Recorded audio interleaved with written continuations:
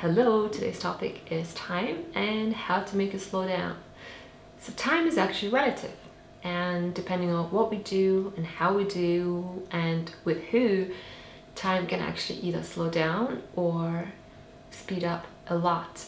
And neuropsychologist David Eagleman actually calls time the rubber thing because it's really something totally relative. So have you noticed that, for example, when you are sitting with your loved one, looking into each other's eyes, time literally slows down. And that's because you're really present in the moment, you're really mindful and really focused on it. And when you are in those kind of moments, that's when time really slows down. So why should you want to slow down time? Because doing it will actually allow you to achieve more in your day, to do more without stress or anxiety, and without that horrible running like a headless chicken around to get everything done feeling in your life. So let's get started. First thing to do is get more engaged and mindful. Whatever you do, really focus on every single detail in your environment, in every single thing you do. Employ as many senses as you can, so listen to things, smell things, look at things, touch things. That will really help you get into the moment and really focus in it, and that's when time really slows down. Walking meditation is actually really helpful here. So basically just going out, walking really slowly and observing everything around you in the environment, that really helps you to learn how to be mindful and how to slow down time. Also just doing things slower. There's something called slow eating that is actually a movement that is becoming really popular in the world, or eating meditation, which is actually quite popular in Buddhism.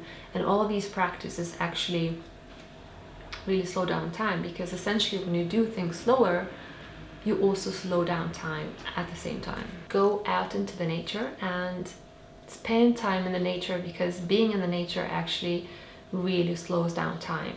So watch the sunset or sunrise, sit by the ocean and just listen to the waves, listen to the birds sing, go for a hike in the mountains. Anything you do surrounded by the nature makes you more present and more mindful, and that really slows down time. Stop looking at the watch every single minute.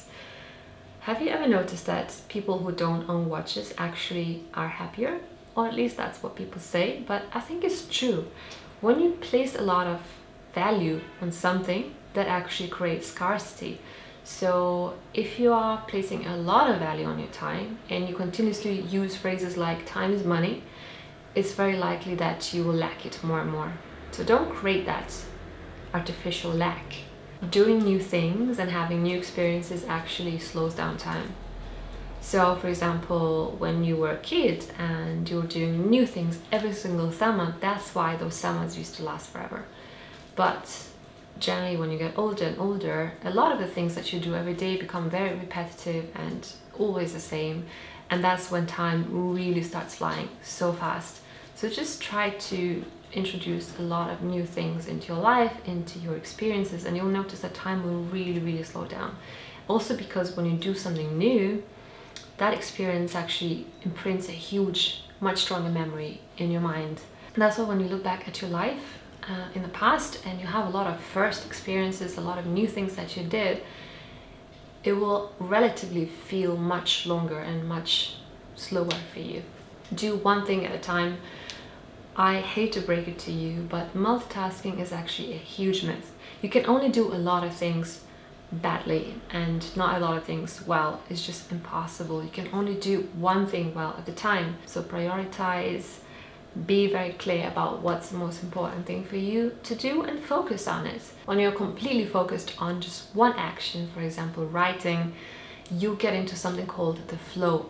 The flow mode is when you're so engrossed in something that you completely lose track of time, and you create masterpieces, you really enjoy yourself, and the goal is really to be in the flow mode as much as possible in your life, and time will slow down a lot. Technology speeds up time a lot, so if you want to live your life slower, you need to really minimize the exposure to computers, phones, TVs, internet. I know it's possible in the 21st century, but it's important to regularly take days off or weekends off, evenings off, or technology detoxes. It really helps to slow down at time and train you not to be so mindless about your actions, you know, continuously checking your phone instead of spending time with real people in the real world.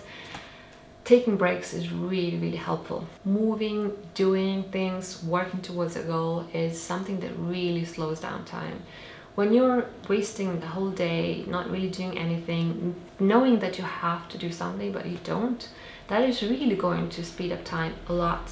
Have you ever spent a day lying in bed watching movies, and then the evening comes and you often think, you know, where did my day go? I didn't even notice. That's because when you actually don't do anything, time flies. That's why if you actually work on your dreams every single day and take steps towards your dreams, no matter how small they are, your life not only will feel much more meaningful and happy and satisfying, but at the same time, you will actually feel that you have much more time, because time essentially is going to flow much slower. Time will be in your favor if you actually respect it. And there's a saying that days are long and years are short, but it doesn't have to be true. It's really up to you whether it's going to apply to your time or not. You can either allow the time to be your boss and to control you, or you can learn how to control it. So, which one are you going to be? Thanks so much for watching. I really hope that you enjoyed this video, and I'll see you in my next one. Bye.